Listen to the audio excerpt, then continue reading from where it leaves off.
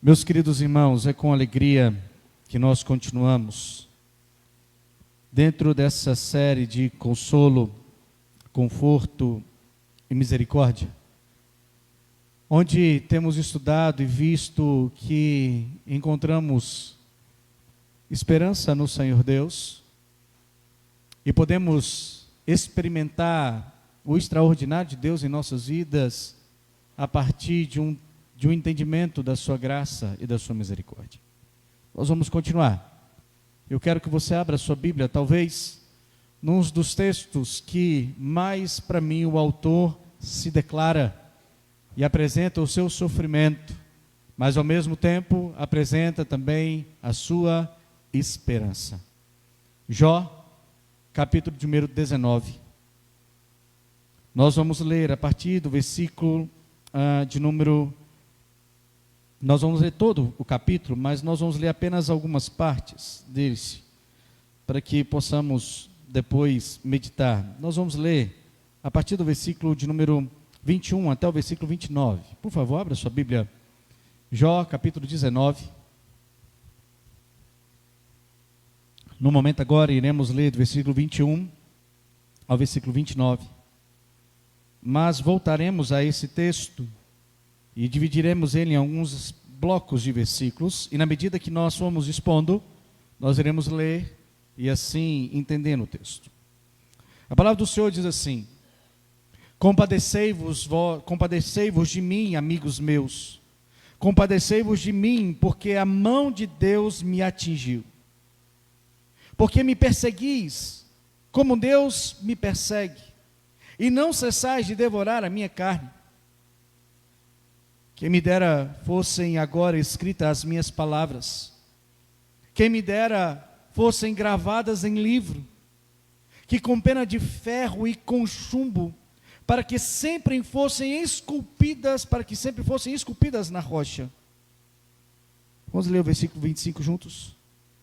Porque eu sei que o meu Redentor vive, e por fim se levantará sobre a terra. Depois, revestido este meu corpo da minha pele, em minha carne verei a Deus. Vê-lo-ei por mim mesmo. Os meus olhos o verão e não outros. De saudade me desfalece o coração dentro de mim. Se disserdes, como o perseguiremos? E a causa deste mal se acha nele. Temei, pois, a espada, porque tais acusações merecem o seu furor, para saberdes que há um juízo. Que Deus nos abençoe. Se pensarmos em uma vida de tragédias e dificuldades, certamente na sua mente vai passar a história de Jó.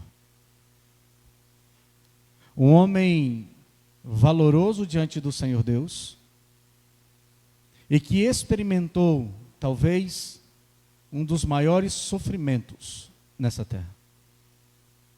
E enquanto sofreu, enquanto padeceu, permaneceu temendo ao Senhor Deus. É interessante que quando nós conhecemos um pouco da trajetória de Jó, alguns vão dizer assim, que ele é um homem paciente, que ele sofreu com paciência todas as coisas. Nesse texto aqui nós vamos ver que Jó perdeu a sua paciência em um determinado momento. Mas é um dos textos aqui dentro do livro de Jó, que ele expressa a sua dor, o seu sofrimento, a sua angústia, as suas dificuldades, mas ao mesmo tempo, permanecendo com sua fé no seu Redentor. Diante dos desafios, problemas, enfermidades, entre outras coisas, muitos perdem a esperança. Muitos perdem o desejo de continuar. Talvez você ficou sabendo dessa semana de uma jogadora de vôlei, agora ex-jogadora de vôlei, chamada Valesca, com seus 42 anos. Ela escreve uma carta, deixando para a família alguns dizeres e, diante dos seus sofrimentos, resolve pular do seu apartamento e assim ceifando a sua vida. Porque talvez ela perdeu esperança naquele que poderia redimi-la. Talvez ela perdeu esperança naquele que poderia trazer para o seu coração redenção. Talvez ela perdeu esperança por aquele que poderia reverter a sua situação. Conforme nós lemos no texto de Isaías, capítulo 55, onde o Senhor muda todas as coisas e faz com que os absurdos, aquilo que é desprezível, se torne algo prazeroso. Jó é um homem que nos ensina e que nos leva a obter uma fé em confiança no nosso Redentor. O texto que lemos, a parte dele, que nós vamos analisar, não agora, mas apenas de maneira introdutória, ele está clamando pelos seus amigos e dizendo: compadece de mim, venha ao meu encontro, auxilia-me nas minhas dificuldades, venha, pois estou sentindo abandonado. Mas em meio ao seu sofrimento, ele olha, mas eu sei que o meu Redentor, ele vive. A minha esperança está nele, no autor da vida, naquele que é o Senhor de toda a história, naquele que governa tudo e todos. E portanto, meu coração está firmado nele, não apenas com o olho na eternidade, mas que ele vai transformar a minha situação neste tempo. Portanto, eu quero convidar você para que nós possamos olhar esse texto. E nós vamos observar alguns pontos importantes aqui na vida deste homem. Volte a sua atenção, por favor, no versículo de número 1 até o versículo número 4. E à medida que nós vamos lendo, nós vamos explicando. O texto assim nos diz: então Jó respondeu: até quando afligireis a minha alma e me quebrareis com palavras? Já 10 vezes me vituperastes, e não vos envergonhais de injuriar-me. Embora haja eu, na verdade, errado, comigo será o meu erro. Se quereis engrandecer-vos contra mim, e me arguis pelo meu opróbrio. Quando nós olhamos para esse texto, precisamos entender um pouco o contexto da história de Jó, que você conhece um pouco. Narrado aqui para nos levar ao entendimento tanto da soberania de Deus diante do sofrimento, bem como também do cuidado do Senhor em todo o tempo e da vida deste homem. Jó era um homem temente ao Senhor Deus, elogiado pelo próprio Deus, segundo o primeiro capítulo desse texto. Um homem reto, pelo qual os filhos dos homens ou os filhos dos céus foram se encontrar com o Senhor, e Satanás, depois de rodear a terra, o Senhor vira para ele: Satanás, onde você estava? Eu estava rodeando a terra. E Deus vira: você viu Jó? Sim, eu vi. Então Jó é um homem íntegro. Em todo o tempo, ele se permanece íntegro, homem reto de coração, temente a mim. Satanás disse isso: mas é claro, o Senhor abençoa ele com tudo. Olha a família dele, olha os filhos não tem problema, os filhos são amigos, eles vão um na casa do outro, tem churrasco toda semana, um na casa do outro. As irmãs também não são desprezadas, eles convidam até mesmo as irmãs e toleram talvez até mesmo os cunhados, porque você sabe que às vezes tem cunhado que é meio folgado. Você convida para o churrasco, ao invés de levar uma carne, leva a asinha, né? E quer comer uma picanha, um contrafilé. Mas ali, toleram todos. E ainda, olha o que ele faz. Ele se levanta de madrugada e oferece ao Senhor Deus sacrifício e ora pela vida dos seus filhos, porque talvez os seus filhos pecaram e não se arrependeram. Então Jó vai diante de Deus e pede: Senhor, santifica os meus filhos. Satanás está vendo, Senhor? Ele é assim porque o Senhor dá tudo para ele. Deus fala assim: então vai lá, pode tocar. Pode tocar em tudo, toque nos bens, toque nos filhos, mas não toque nele. Em um só dia, Jó perde todos os seus bens. Em um só dia, Jó perde todos os seus filhos. E talvez alguém poderia esperar que ele iria blasfemar contra o Senhor, mas ele diz: Deus deu, Deus tomou, bendito seja o nome do Senhor. Eu não me coloco preso em bens materiais, nem meus filhos, porque os meus filhos também não me pertenciam, eles pertenciam ao Senhor, e se o Senhor os tomou, é dele. Estou triste sim, mas ainda glorifico ao Senhor pelo tempo em que Deus me permitiu ter os meus filhos. Não satisfeito, mais uma vez, uma reunião nos céus, segundo as Escrituras, Satanás veio e reclama de novo. Deus fala, você viu Jó, você tocou lá, não aconteceu nada. Ele continua íntegro, não pecou contra mim, não blasfemou contra mim. Mas é claro, ele tem saúde, ele consegue. Um homem trabalhador como ele consegue conquistar todas as coisas. Deus vai lá e fala assim, então vai lá e toca nele. Fere ele de maneira completa, do alto da cabeça até a planta dos seus pés. Traga sobre ele uma doença terrível, mas não tire a sua vida.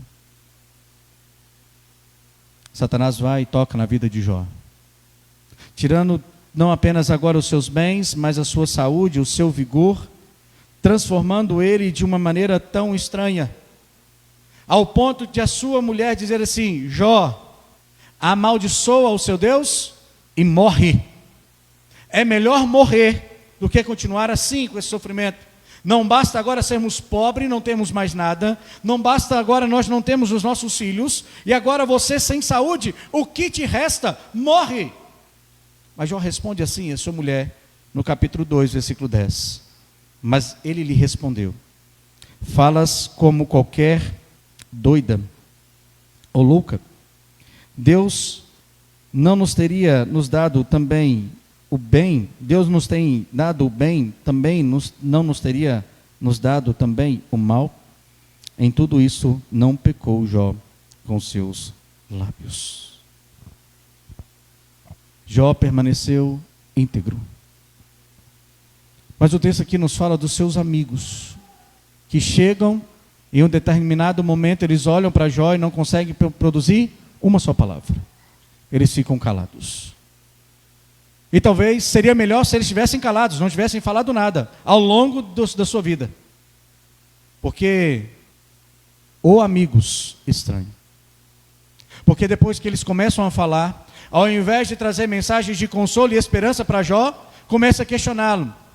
Você se passava como um homem íntegro, mas certamente o que você está passando hoje é fruto de um pecado. Você, Jó, não respeitou a lei de Deus. Isso aí é pecado, Jó, certeza que é pecado. Qual pecado você cometeu, Jó? Nos conte aqui. Você blasfemou o nome do Senhor? Você corrompeu o direito da viúva e do pobre? O que você fez, Jó? Nos conte, fala, você é pecador. Você merece isso que você está sofrendo, Jó. Esse sofrimento é seu, você merece, você não é íntegro. E no versículo aqui de número 1 que nós vimos, e no versículo número 2, Jó, ele perde um pouco a sua paciência e diz, basta, já 10 vezes vocês me afligem, há 10 vezes vocês se levantam contra mim, há 10 vezes vocês me injuram. Obviamente aqui não está relacionado com a quantidade, mas sim com algo que já chegou ao limite. Eu cansei de ouvi-los. Eu cansei de ouvir os seus lamentos, eu cansei de ouvir as suas injúrias, eu cansei de vocês me acusarem de algum pecado que eu não cometi. Embora no versículo número 4, você pode ver o texto, Jó não nega ser pecador. Ele diz assim, eu sou pecador sim. Observa o versículo 4. Embora haja eu, na verdade, errado, comigo ficará o meu erro. Eu sou pecador, eu errei, eu cometi erros. Eu não sou completamente santo, eu não sou como Deus Altíssimo, eu não tenho a mesma santidade do Senhor, eu sou pecador sim, mas eu não cometi nenhum tipo de pecado, para que pudesse justificar o que eu estou passando. Sabe o que Jó está fazendo aqui? Jó está lamentando,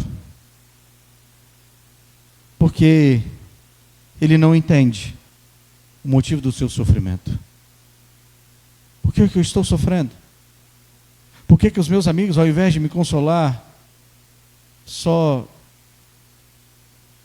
ficam meneando a minha cabeça, só ficam zombando e procurando um pecado específico? eu estou cansado. Quando nós olhamos para as Escrituras, às vezes, algumas pessoas acham que algumas doenças são motivos de pecado. Quando sabemos de uma pessoa que está enfrentando algum tipo de dificuldade, é comum alguém chegar e dizer assim: mas isso aí deve ser a mão de Deus, né? Deve ser porque cometeu algum pecado terrível. Então Deus está punindo. Sendo que a punição da doença está relacionada com algum pecado específico. Na vida de Jó, não é assim. E quando nós vamos para o Novo Testamento, o Senhor Jesus também teve essa mesma conversa. Certa vez, os discípulos de Jesus, vendo um homem cego de nascença, questionou o Senhor Jesus dizendo: Senhor, quem pecou, ele ou vossos pais, para que ele estivesse nessa situação? A resposta de Jesus foi: nem ele e nem vossos pais. A sua cegueira não é fruto do seu pecado específico, mas é para que se manifestasse a glória de Deus. Muitas pessoas querem olhar para o sofrimento dos outros e procurar motivos do seu sofrimento. Eu quero dizer para você, às vezes, não tem motivo aparente, real, diante dos nossos olhos. Mas como nós cremos que todas as coisas cooperam para o bem daquele que vive para o Senhor Deus, nós sabemos que tudo isso vai reduzir ou vai apontar para a glória dele. O sofrimento de Jó apontaria para a glória do Senhor, para a condução da história, daquele que governa e dirige todas as coisas. Mas me permita trazer um ensino aqui para mim e para você, o que esse texto aqui me ensina e te ensina a não fazer. Ele me ensina e te ensina a não ser como estes amigos, que ao invés de se compadecer da dor do seu irmão, do seu próximo, e ainda se diziam amigos íntimos, só tinham palavras de exortação. Em nome de Jesus, nós somos chamados também de um povo que consola. Em certos momentos é necessário ser exortativo, sim, confrontar o pecado. Mas tem momentos que é necessário apenas consolo e esperança. Deus nos deu a condição de sermos a esperança também para aqueles que sofrem, porque em nós habita o Espírito Santo de Deus. E somos enviados pelo Senhor Deus para anunciar a sua palavra, para que ela também não torne vazia. Portanto, em nome de Jesus, permita que Deus use a sua vida como instrumento de consolo para aqueles que sofrem. Ao encontrar com uma pessoa doente, em algum sofrimento, com alguma angústia, não procure investigar qual pecado específico aquela pessoa cometeu para estar naquela situação. Simplesmente vá ao seu encontro com a graça de Jesus, porque é isso que ela precisa. Mas o texto continua, e eu quero convidar você a continuar lendo esse texto, a partir do versículo de número 6. E nós vamos ler que Jó, ele vai travar agora um grande problema. Em determinados momentos, nossas orações, eu creio que por muitas vezes elas são vazias de verdade. E você pode dizer assim: mas pastor, o senhor fala que nas minhas orações, às vezes eu minto nas minhas orações? Sim, eu estou dizendo que às vezes você mente nas suas orações. Ou você, diante do sofrimento, de dificuldades, você agradece o sofrimento, mas diz o Senhor: Deus, por quê? Talvez nas suas orações você mostra ao Senhor: nossa Deus, o Senhor é soberano, olha, eu agradeço ao Senhor por tudo, nossa Deus, eu estou sofrendo isso aqui, mas bendito seja o nome do Senhor. Mas no fundo você quer questionar assim: Deus, mas por quê? O que está acontecendo? Onde que eu errei?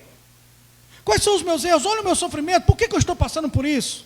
Quais são os motivos? Deus, mostra, por que o Senhor se está colocando longe de mim? Por que o Senhor não está vindo presente? Este é o lamento de Jó.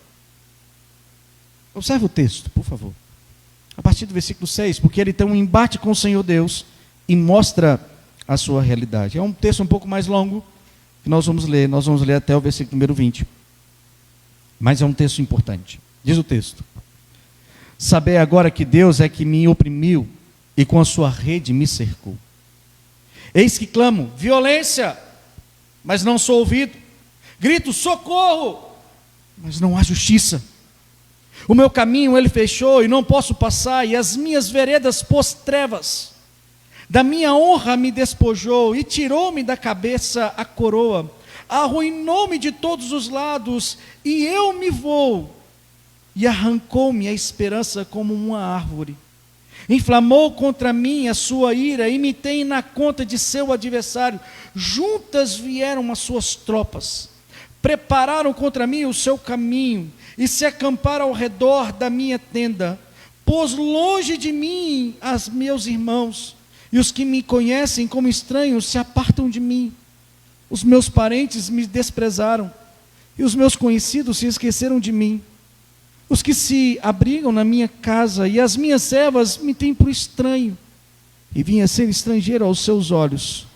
Chamo o meu criado e ele não me responde. Tenho de suplicar-lhe eu mesmo. O meu hálito é intolerável à minha mulher, e pelo mau cheiro sou repugnante aos cílios de minha mãe. Até as crianças me desprezam, e querendo eu levantar-me, zombam de mim. Todos os meus amigos íntimos me abominam, e até os que eu amava se tornaram contra mim. Os meus ossos se apegam à minha pele e à minha carne, e salvei-me só com a pele dos meus dentes. Notem um homem completamente sincero. O primeiro ato de sinceridade aqui de Jó é dizer: Deus é que se levantou contra mim. Versículo 6. Do versículo 6 até o versículo de número 12, você vê isso. Jó olha e diz assim: o agente do meu mal, do que eu estou passando, vem das mãos de Deus. Ele se tornou o meu adversário. Ele se levantou contra mim. Eu não tenho esperança alguma. Eu sou como uma árvore não apenas cortada, eu sou como uma árvore que foi arrancada do solo. Não há mais nenhum tipo de esperança para mim na minha vida. Nota que no final do versículo de número 20 ele diz: olhe como eu estou, a minha pele já não existe mais. A única pele que sobrou são as minhas gengivas, sem ter nenhum tipo de enfermidade. Deus se levantou contra o meu adversário. E prova disso que ele diz: eu clamo, eu grito, violência, até misericórdia. Senhor, socorre-me. E o que ele escuta? Nada. Silêncio. Ele até mesmo diz: justiça. Vamos bater um papo, Senhor. Vamos entrar em acordo, eu e o Senhor. Vamos colocar aqui os panos limpos. Vamos fazer uma audiência, porque a palavra aqui, justiça, está relacionada com uma audiência. Jó está querendo um júri, dizendo: Deus, mostre para mim por quê, me explique por que eu estou sofrendo assim. Violência. Deus se levantou contra mim. Versículo 11: inflamou contra mim a sua ira, e me tem na conta de seu adversário. O sofrimento de Jó foi olhar para o Senhor e dizer: por que Deus? Obviamente até o capítulo número 19, você percebe Jó tentando responder os seus amigos com toda a paciência, ainda mostrando que há uma esperança para o perdido, ainda que há graça do Senhor.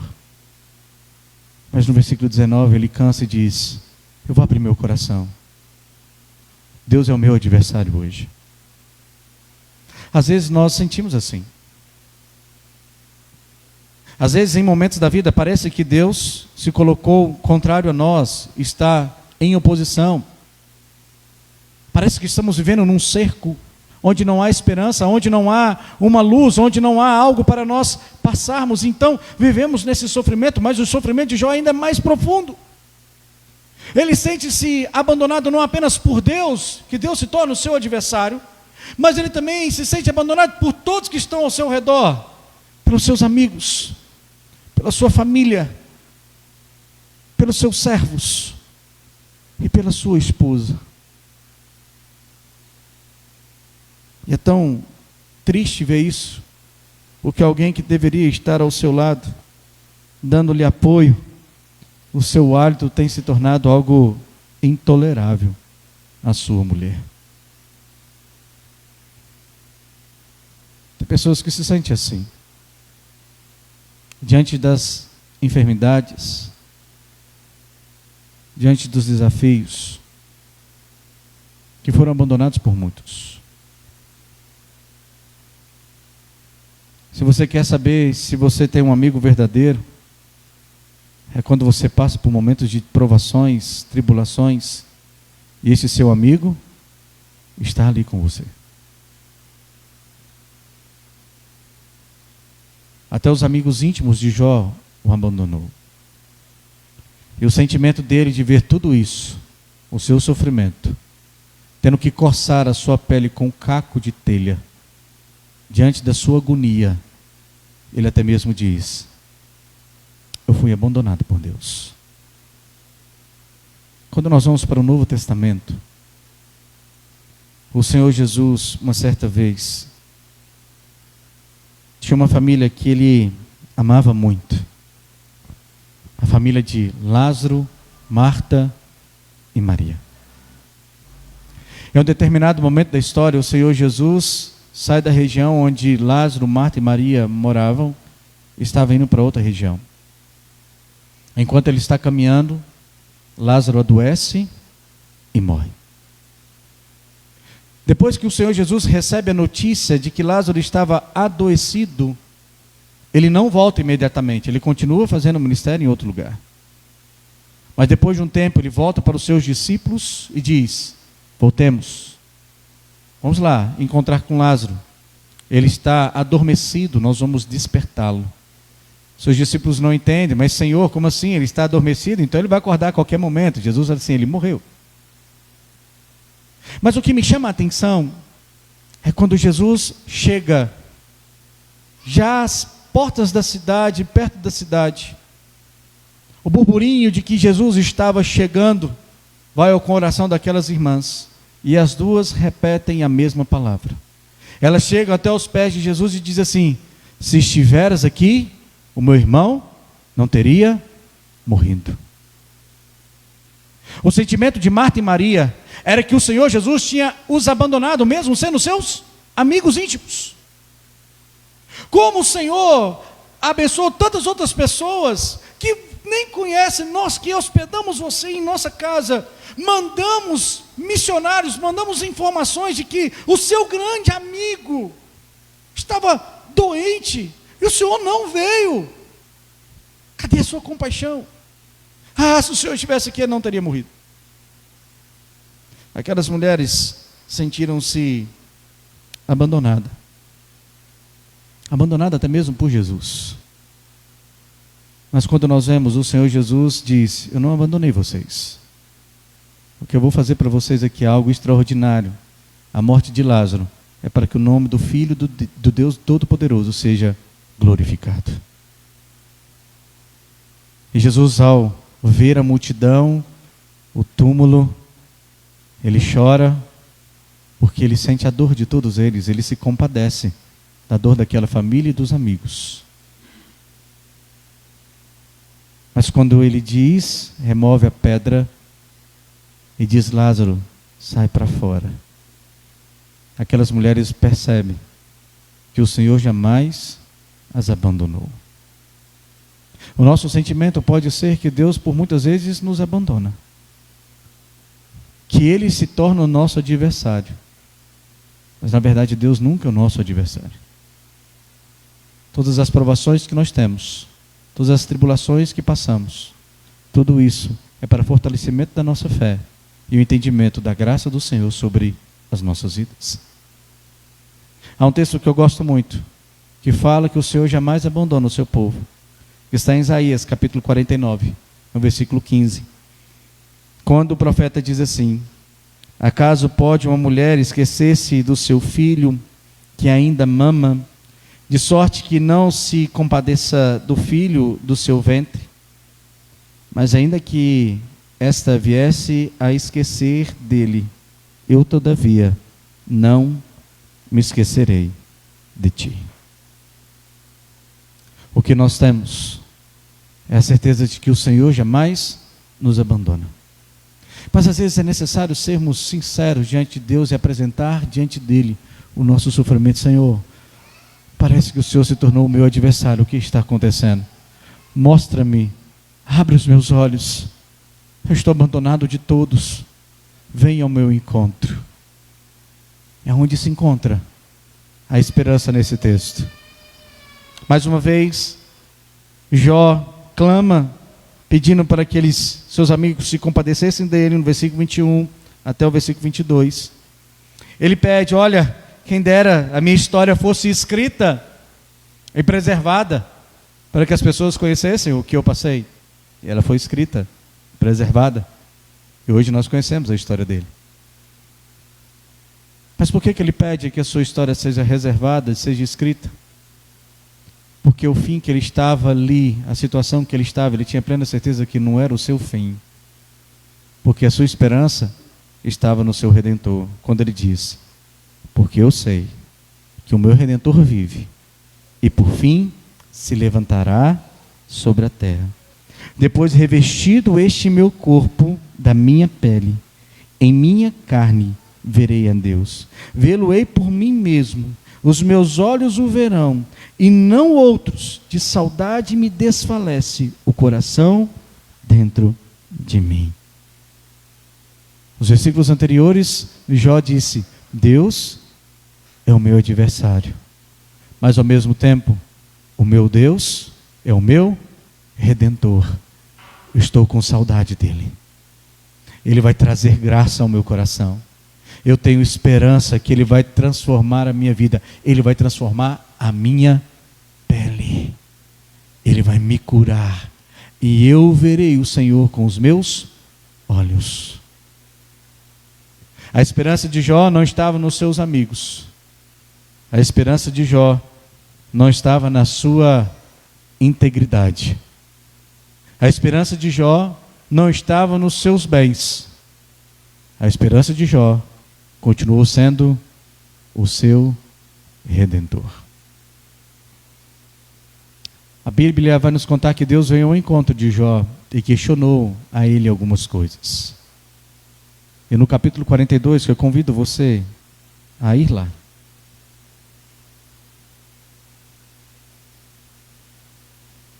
Que às vezes não entendendo, questionando o Senhor, tendo que responder a algumas coisas, se tornando às vezes até mesmo ignorante.